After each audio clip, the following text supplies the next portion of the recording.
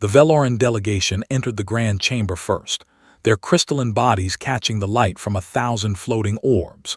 Ambassador Krista moved with careful precision, each step calculated to avoid any gesture that might be seen as aggressive. Behind her, 3 advisors followed in perfect formation. Their species had spent 2,000 years at war with the Kethmari, and now they found themselves in the same room, forced to negotiate by circumstances beyond their control. The Kethmari arrived moments later. They were massive beings, covered in thick scales of deep purple and black. Their leader, War Chief Grath, stood 8 feet tall and carried the scars of countless battles across his face. His 4 eyes swept the room, searching for threats, as was his nature. His people had never known true peace. They were born warriors, raised from birth to fight and conquer. Between these 2 ancient enemies sat the neutral party. The Galactic Council had tried for centuries to end this conflict. They had sent their best diplomats, their wisest leaders, their most powerful mediators. All had failed. Millions had died. Entire planets had been destroyed. The war seemed endless. But this time was different. This time, the Council had invited a new species to lead the negotiations. Humans, or as the galaxy called them, Terrans.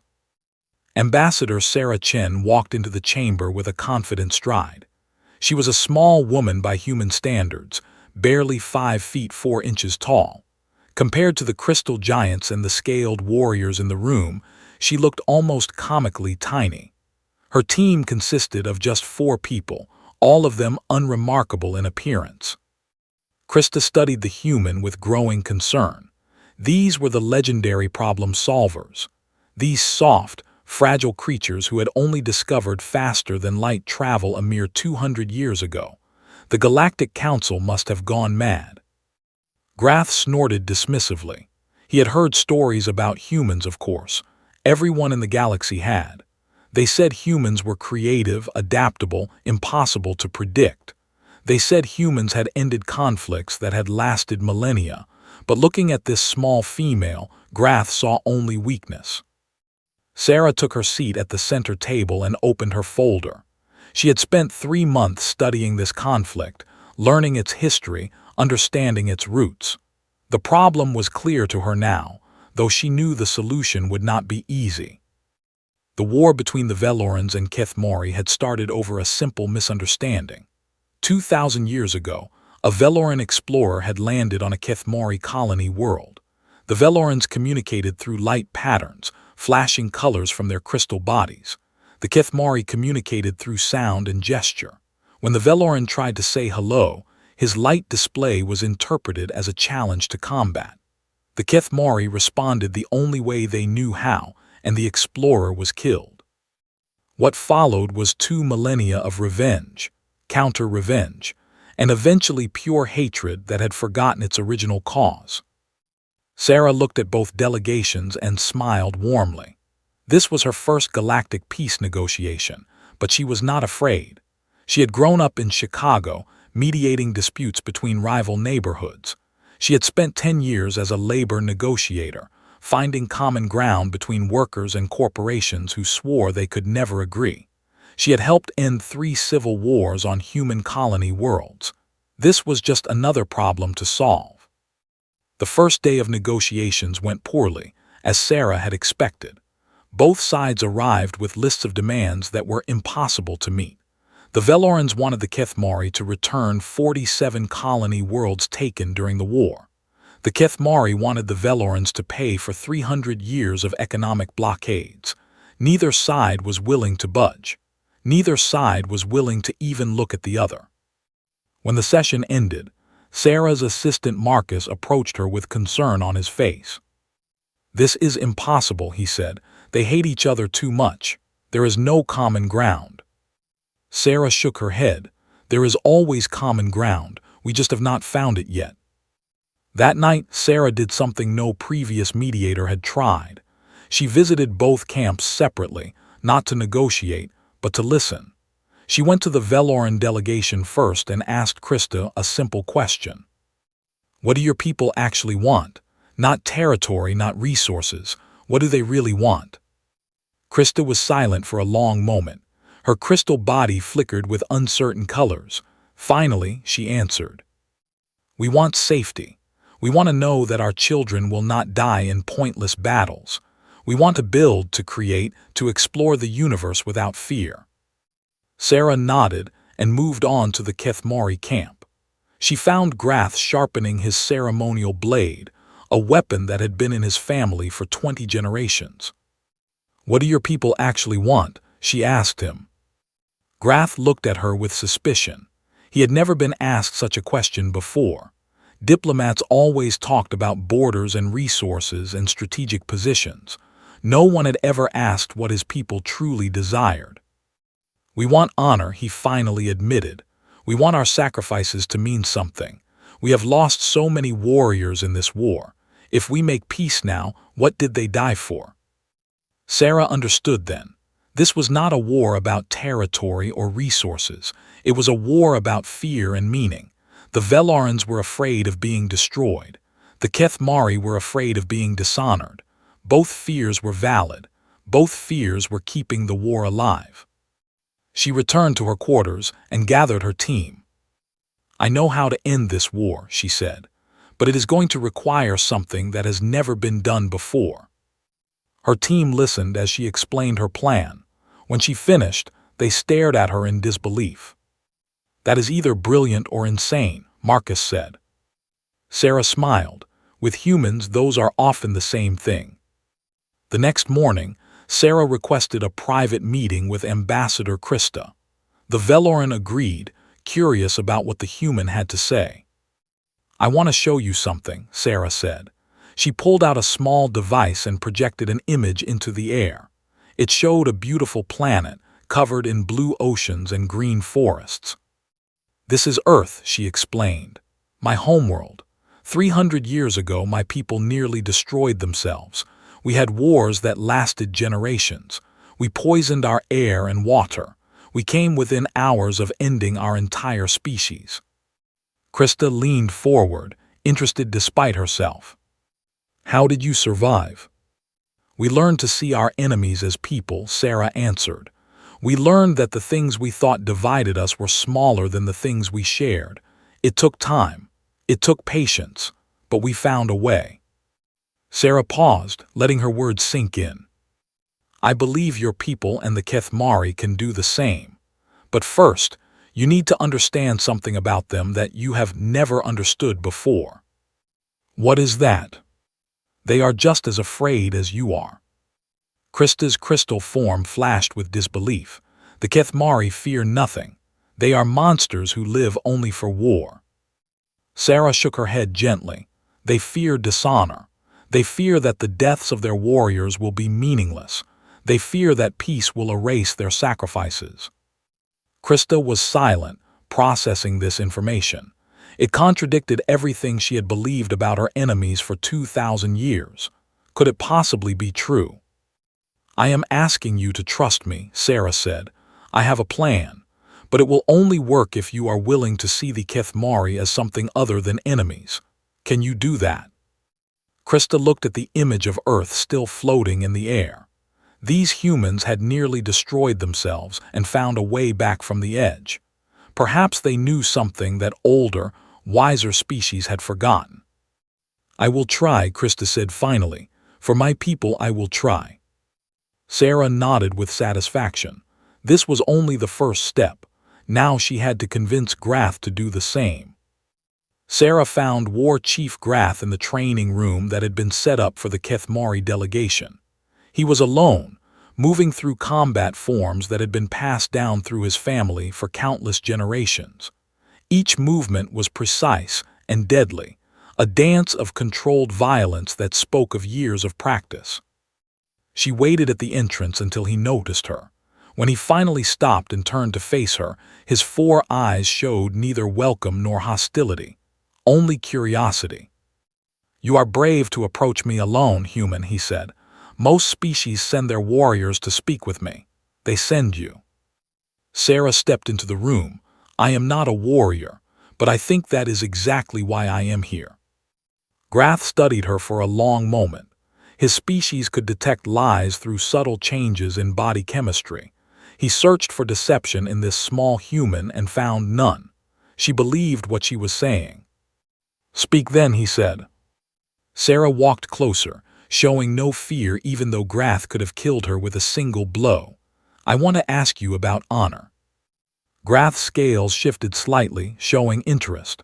"What do you wish to know?" "You said your people want their sacrifices to mean something. I understand that. My people have fought many wars. We have our own warriors, our own heroes, our own dead to remember." She paused, choosing her next words carefully. "But I wonder something. After 2,000 years of war, what does victory even look like for the Kethmari? What would it take for you to say that the sacrifice was worth it?" Grath was silent. No one had ever asked him that question, not his war council, not his advisors, not even his own family. The war had always been a thing that simply existed like gravity or the vacuum of space. It had no beginning they could remember and no end they could imagine. "I do not know," he admitted finally. The words seemed to pain him. Sarah nodded. "That is the problem, is it not? You have been fighting so long that you have forgotten what you are fighting for. The Velorans are the same. They remember the hatred but not the cause." Grath growled low in his throat. "You presume much, human. You know nothing of our suffering." "You are right," Sarah agreed. "I cannot know what your people have endured, but I know something about suffering. I know that it does not end by creating more of it. I know that honor is not found only in battle." Grath's 4 eyes narrowed. "What do you mean?" "I mean that the greatest honor might not be in killing your enemies. It might be in something much harder. It might be in finding a way to end the killing while still honoring those who died." Grath turned away from her, his massive body tense with conflict. Everything he had been taught since birth told him that peace was weakness, that compromise was shame, that the only way to honor the dead was to avenge them. But somewhere deep inside, a part of him was tired of the endless battles, tired of watching young warriors die for a cause none of them truly understood anymore. "What would you have me do?" he asked quietly. Sarah stepped closer. "I want you to meet with Ambassador Krista, not in the negotiation chamber, not with advisors and guards, just the two of you with me as translator." Grath spun around, shock evident in his posture. "You want me to be alone with a Veloran, after what they have done to my people?" "I want you to listen to her," Sarah said calmly. "Really listen. And I want her to listen to you. I think you will be surprised by what you learn." "And if I refuse?" "Then the war continues. More of your warriors die. More Veloran children never grow up. The cycle of revenge goes on until one species or the other is completely destroyed. Is that the honor you want?" Grath stared at her for a long time. This human was either the bravest or most foolish creature he had ever met. She stood before him, tiny and fragile, and spoke to him as an equal. No one did that, not even his own generals. "You have strange courage, human." Sarah smiled. "My people have a saying, fortune favors the bold." Grath surprised himself by laughing. It was a harsh, rumbling sound that echoed through the training room. "Very well. I will meet with the Veloran. But if this is a trap, if there is any deception, I will kill you both." "Fair enough," Sarah said, "but I promise you there is no trap, only opportunity." She left the training room and found her team waiting outside. Marcus looked pale. "Did he agree?" Marcus asked. "He agreed." Marcus shook his head in amazement. "How do you do that? How do you walk into a room with a being that could tear you apart and convince him to do something he has spent his whole life refusing to do?" Sarah thought about the question. "Everyone wants the same things," she said finally. "Safety, meaning, respect. When you understand what someone truly wants, you can find a way to give it to them without either side losing." The secret meeting was arranged for that evening. Sarah had chosen a neutral location, a small garden in the station that was maintained by the council. It was quiet there, peaceful. a place where two ancient enemies might be able to see each other as something other than monsters. Krista arrived first. Her crystal body was dimmed, her lights muted to show peaceful intent. She was nervous, that much was clear, but she was also determined. Grath arrived moments later. He had left his weapons behind as Sarah requested, though Sarah knew that a Kithmari needed no weapons to be deadly. His presence alone seemed to fill the garden. Sarah stood between them, looking very small. "Thank you both for coming," she said. "I know this is difficult. I know that everything in your history tells you to hate each other, but I believe that history does not have to determine the future." She gestured for them to sit on the stone benches that ringed the garden. Neither moved at first, unwilling to be the first to show vulnerability. Then Sarah sat down herself, and slowly, reluctantly, they joined her. "I want you each to tell a story," Sarah said. "Not a story of battles or victories or defeats. I want you to tell a story about someone you loved who died in this war." The silence stretched between them, heavy with centuries of pain. Krista's lights flickered with distress. Grath's scales tightened across his body. "I will go first," Sarah said. She took a deep breath. "My great-grandmother was a soldier. She fought in a war that ended before I was born. She survived the fighting, but the memories never left her. She used to wake up screaming in the night, reliving battles that had ended decades ago. When she finally died, I think part of her was relieved. The war had ended for everyone else, but it never ended for her." Sarah looked at both of them with tears in her eyes. "That is what war does. It does not just kill. It wounds everyone it touches, even the survivors. I do not want your people to carry those wounds forever." The silence continued. Then slowly Krista began to speak. "I had a brother," she said. Her voice was soft, her lights dim. "He was young when he joined the defense fleet. He believed in protecting our people. He believed he was doing something noble." She paused, gathering herself. "He died in a battle over a planet that neither side truly wanted. His ship was destroyed so quickly that he never had a chance to fight back. When we recovered his remains, they were just fragments of crystal. There was nothing left to bury." Grath had been watching Krista as she spoke. His expression was unreadable, but something in his posture had shifted. He was no longer coiled for attack. He was listening. "My son," he said suddenly. The words seemed pulled from him against his will. "My son was a great warrior, skilled, honorable, everything a Kithmari should be." He paused, and when he continued, his voice was rougher than before. "He died in a raid on a Veloran colony, not in glorious battle. He was killed by automated defenses before he ever saw an enemy. He died alone, in a hallway, bleeding out on a cold floor." Grath looked at Krista directly for the first time. "I have hated your people for his death. I have killed many Velorans in revenge, but none of it ever made the pain less." Krista's lights flickered. "I did not know. I did not think the Kithmari felt loss like we do." "We feel everything," Grath said. "We are just taught not to show it." Sarah watched the exchange with hope rising in her chest. This was the moment she had been working toward. The moment when two enemies began to see each other as fellow sufferers rather than monsters. "You have both lost people you loved," she said gently. "You have both carried pain that no one should have to carry. And that pain has created more pain over and over for 2,000 years. She stood up and looked at both of them. "The question now is simple. Do you want to keep adding to that pain?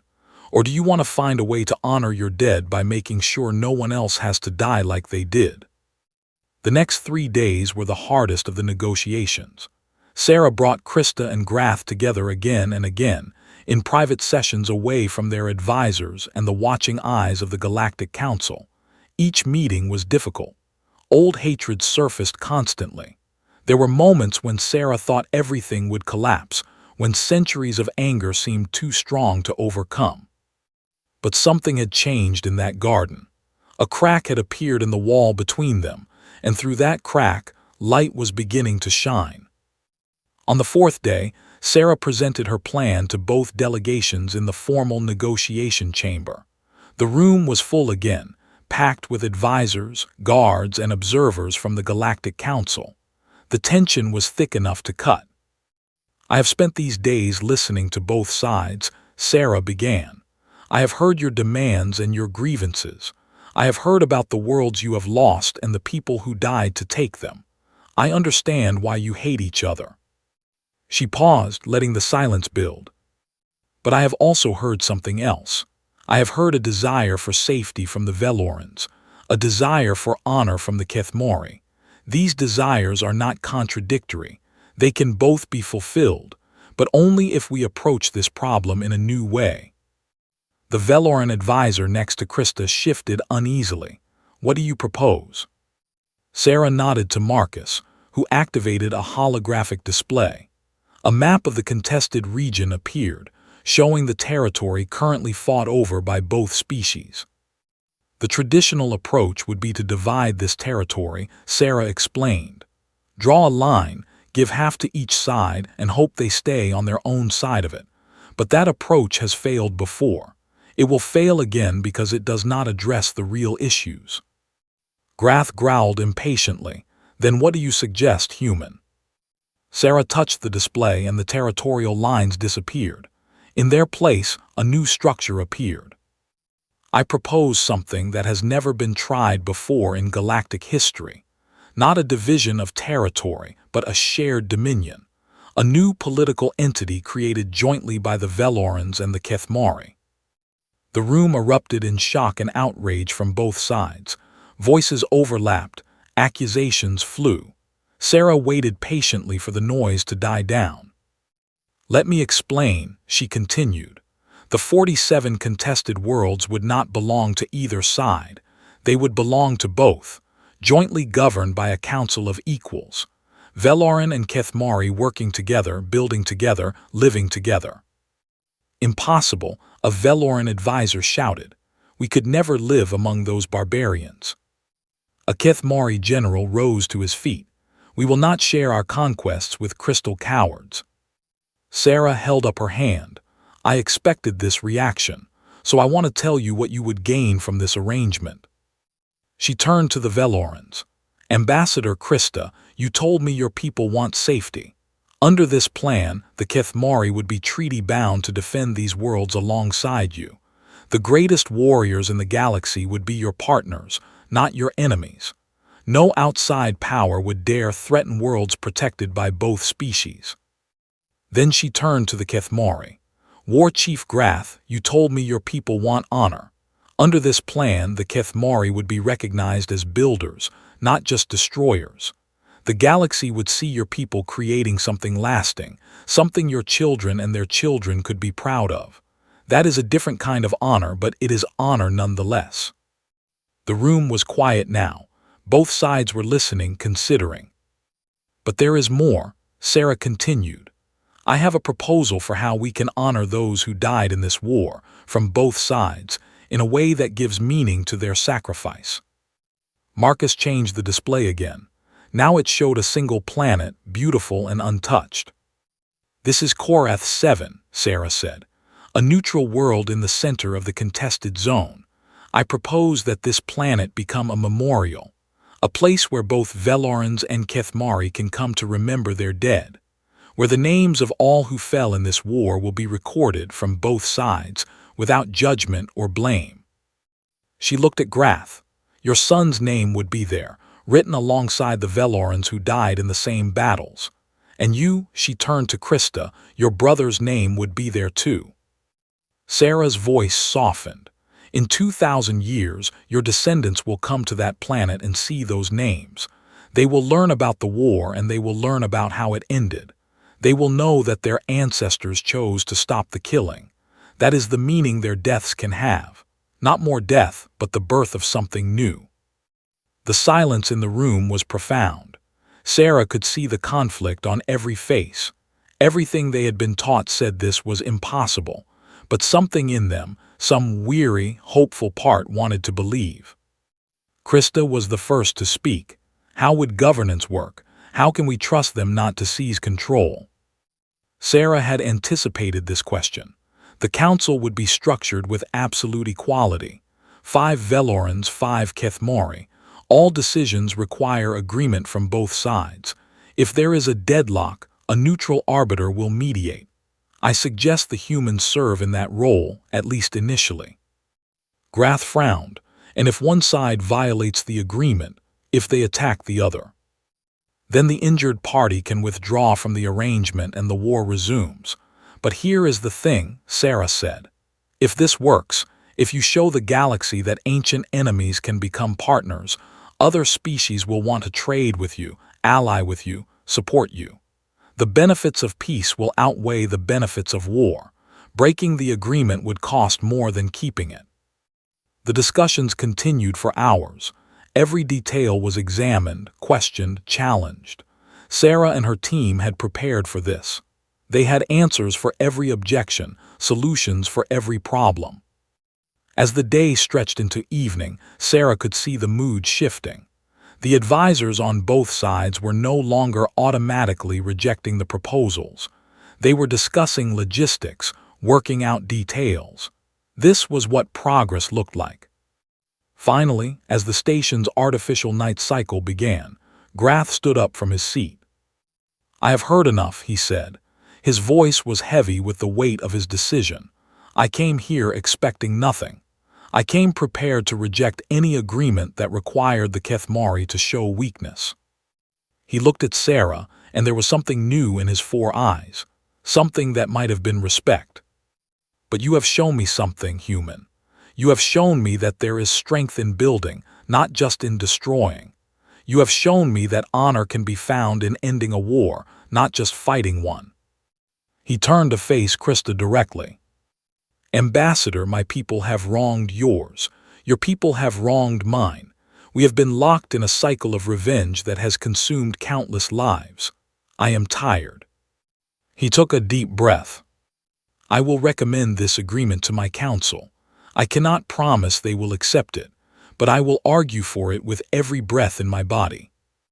The room was stunned. Grath, the legendary war chief, the most feared warrior of his generation, was advocating for peace. Krista rose slowly. Her crystal body was bright now, colors swirling in patterns that Sarah had learned meant deep emotion. "War Chief Grath," she said formally, "for 2,000 years my people have feared yours. We have taught our children that the Kethmari are monsters, incapable of reason or compassion." She paused, her lights shifting. "I was wrong. We were wrong. Today I have seen a warrior choose wisdom over violence. I have seen an enemy become something else." She glanced at Sarah, gratitude evident in her posture. "I will also recommend this agreement to my council. Like you, I cannot promise acceptance, but I will fight for this peace as hard as any battle I have ever faced." Sarah felt tears on her face. She had not expected this. She had hoped, worked, planned, but she had not truly believed she would succeed. The weight of what had just happened crashed over her like a wave. Marcus stepped to her side, his own eyes wet. "You did it," he whispered. "I cannot believe you actually did it." "We did it," Sarah corrected him. "All of us." And those two, she nodded toward Krista and Grath, who were now standing face to face, speaking quietly. "They did the hardest part. All we did was give them permission." The following week was a whirlwind of activity. Both delegations returned to their respective governments to present the proposed treaty. Sarah and her team remained on the station, monitoring communications and preparing for any complications that might arise. The Veloran Council was the first to respond. Their decision came after 3 days of intense debate that Sarah was told had nearly turned violent several times. In the end, they voted to accept the agreement by a narrow margin. The younger generation, tired of war, had swung the vote. The Kethmari took longer. Their war council was legendary for its resistance to any form of compromise. Grath spent hours in closed sessions, arguing, persuading, sometimes threatening. Sarah received reports that at least 2 council members had challenged him to ritual combat over his support for the peace treaty. On the 10th day after the initial agreement, word finally came from the Kethmari homeworld. The War Council had approved the treaty. The vote had been closer than anyone expected, but Grath's influence had been enough. When Sarah heard the news, she sat down heavily in her chair. "It is done," she said quietly. 2,000 years of war ended in 2 weeks. Marcus poured her a drink from the bottle he had been saving. "Not ended yet. There is still the signing ceremony, the implementation, 1,000 things that could go wrong." Sarah nodded, "But the hardest part is over. They chose peace. Everything else is just details." The signing ceremony was held 1 week later. Representatives from both species gathered in the Grand Chamber, along with observers from across the galaxy. The Galactic Council had invited delegations from 200 different species to witness the event. Nothing like this had ever happened before in recorded history. Sarah stood at the side of the chamber, watching as Krista and Grath approached the central podium. They were different now, both of them. The hostility that had marked their first meeting was gone. In its place was something that might, with time, become understanding. Ambassador Chen. Sarah turned to find a tall, silver being standing beside her. She recognized the robes of a Galactic Council director. "Director Vash," she said, offering a respectful nod. "It is an honor." "The honor is mine." Vash's voice was melodic like wind through bells. "We have been watching humans since you first left your solar system. We have been intrigued by your species, curious about your potential." Sarah waited, sensing there was more to come. "Today you have confirmed what we suspected," Vash continued. "Humans have a gift that no other species in the galaxy possesses. You see connections where others see only divisions. You find solutions where others find only problems." Sarah shook her head. "We are not special. We have the same flaws as everyone else. We fight among ourselves. We make terrible mistakes." "Yes," Vash agreed, "but you also learn from those mistakes. You adapt, you grow, and somehow you convince others to do the same." The director turned to watch as Krista and Grath began the formal signing ritual. "The galaxy is changing, Ambassador. Old powers are fading. New threats are emerging. We will need species like yours in the challenges to come." Sarah considered these words carefully. "We are happy to help where we can, but we are not here to lead the galaxy. We are just here to solve problems." Vash made a sound that might have been a chuckle. "That may be the same thing, Ambassador. That may be exactly the same thing." The signing ceremony proceeded smoothly. Krista pressed her crystal hand against the treaty document, imprinting her unique light signature into the material. Grath added his own mark, a complex pattern of chemical compounds that served as the Kethmari equivalent of a signature. When it was done, the chamber erupted in applause. Species that had never agreed on anything cheered together. The impossible had happened. Peace had been achieved. Sarah watched it all with a mixture of pride and exhaustion. She thought about her great-grandmother, the soldier who had carried her war with her until the end. She thought about all the Velorans and Kethmari who had died never knowing that their sacrifice would someday lead to this. Marcus appeared at her side with a fresh drink. "What happens now?" Sarah took the drink and considered the question. Now the real work begins. Building those joint colonies, creating the memorial, helping 2 species learn to live together after 2,000 years of killing each other. Sounds difficult. It will be. There will be setbacks. There will be moments when it seems like everything is falling apart. But we proved something here today. We proved that it is possible for enemies to become partners.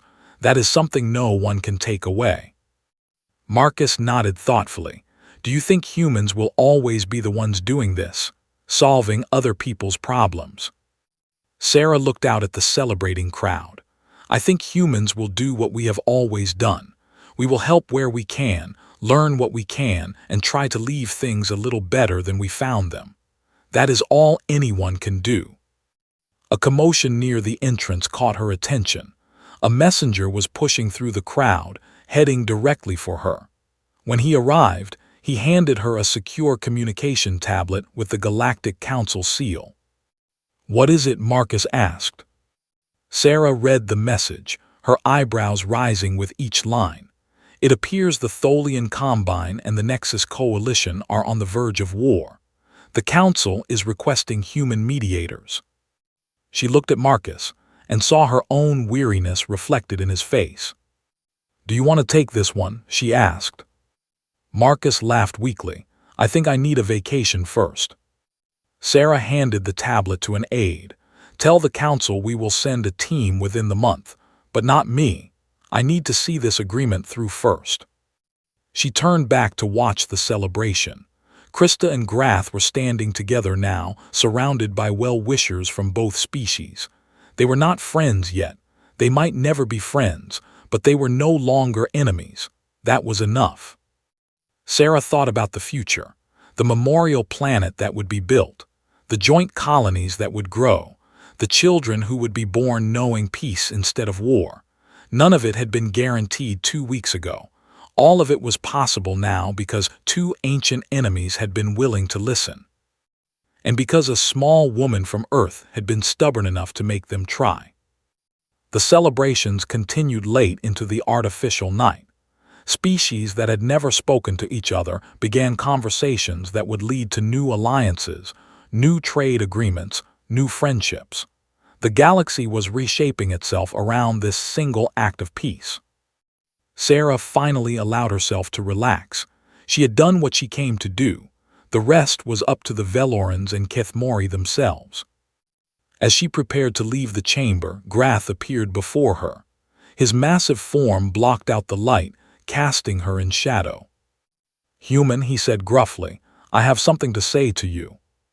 Sarah looked up at him without fear. "Yes, War Chief." Grath reached into his belt and removed something small.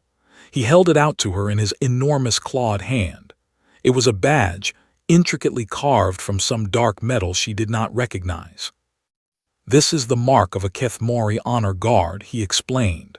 "It has never been given to an outsider in our history, but today I give it to you." Sarah took the badge carefully. It was surprisingly heavy. "I do not know what to say." "You saved my people from themselves," Grath said. "You gave us a path to honor that does not require blood. For that, you will always be welcome among the Kethmori. You will always have our protection." He straightened to his full height. "And if anyone ever threatens you, Ambassador Chen, they will answer to me personally." Sarah bowed her head in gratitude. "Thank you, War Chief. This means more than you know." Krista appeared next, her crystal form glowing softly. "Ambassador, I too wish to express my gratitude." She held out a small crystal, perfectly clear, that pulsed with inner light. "This is a memory crystal. It contains the full history of my people. We give it only to those we consider eternal friends."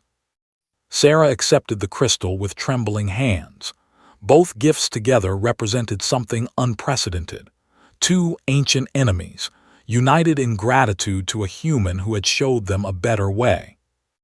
"I will treasure these always," she said, "but the real treasure is what you have given each other, the chance at a future without war." Krista and Grath looked at each other. The hatred that had defined their relationship for so long was fading. In its place was something new, not friendship yet, but the possibility of friendship. And sometimes, possibility was enough. Sarah left the station the next morning, bound for Earth. She needed to rest, to process everything that had happened before taking on the next challenge. But as her ship pulled away, she looked back at the station where history had been made. 2,000 years of war, ended by creative problem-solving and stubborn hope. It was not a miracle. It was just humans being human, finding connections, building bridges, refusing to accept that hatred was inevitable. She smiled as the station disappeared into the distance. The galaxy was a big place, full of old conflicts and ancient wounds. But humans had proven something important today. They had proven that no problem was too big, no hatred too deep, no war too long. With enough creativity, enough empathy, and enough stubborn determination, anything was possible. And that was something the whole galaxy needed to remember.